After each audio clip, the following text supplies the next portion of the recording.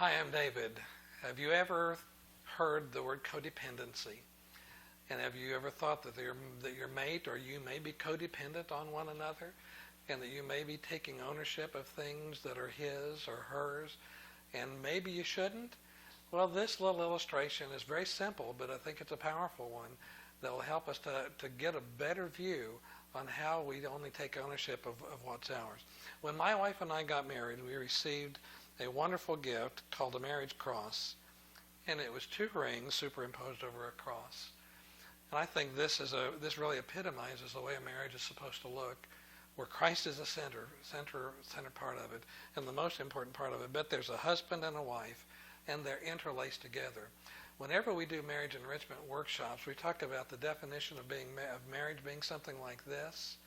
It's 2 people who are very much alike, but at the same time being very much different, who come together and form a union that is stronger than either one of them could ever hope to be by themselves.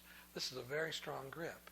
I've had 200-pound men on each one of my elbows trying to pull my hands apart, and they haven't been able to do it, to pull it apart, because of the strength of this grip. One of the other neat features about this definition of marriage that I like so much is that you can still tell my left hand from my right hand. You can tell which one is which, and the beautiful part of it is that each hand lends its own unique strength to the unity to make the unity work and to make the relationship work. The right hand honors the left hand, and the left hand honors the right hand, and there's a beautiful, beautiful, wonderful relationship that exists here. Another neat thing is sometimes when one of us is sick or weakened by something, the other one can hold on a whole lot better.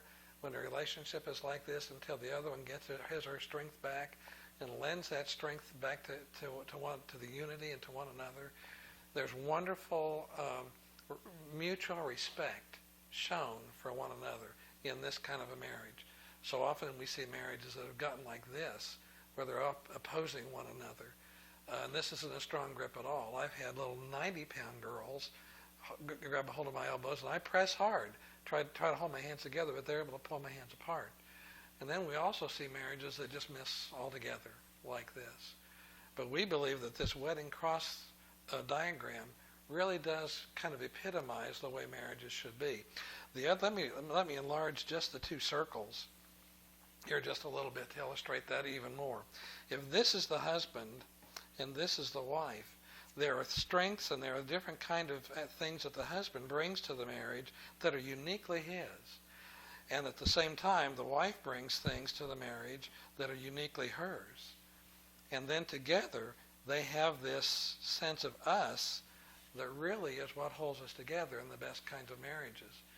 What happens in marital conflict sometimes is that we don't reconcile some of these things. And we have conflict between these 2 because we don't find a way to pull them together. They fight with one another instead. And it happens this way too.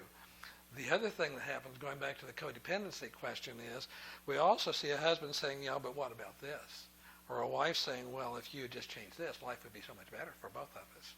And all of a sudden, there becomes this kind of a focus away from the unity of the marriage relationship that was designed for us. And instead, we start focusing on trying to make each other change rather than and we start taking ownership, as a matter of fact, of these attributes and make it our life's goal. It's going to be my life goal to make him make this change to this, or to him, or for her to change this way. And I'm not going to change until she changes. And all kinds of self-talk comes into play that becomes destructive to the marital unity. Well, going back to the original diagram, with Christ in the center, and with a couple who has a wonderful sense of us, but a husband who has a wonderful, healthy sense of self, and a wife who has a wonderful sense of self, as they lend themselves to one another in this beautiful kind of symbiotic relationship that is powerfully strong, they can have this beautiful kind of existence where they are able to still be free to be themselves and lend that strength to the relationship without it being a threat to one another. So I hope that you'll take a quick look at your own marriage relationship and see if it is something that is ordered along these lines, or if it is something where you are codependent on one another, trying to change one another, and focusing on things that aren't yours. the husband owns these, the wife owns these, but the marital couple owns these. Which part do you own?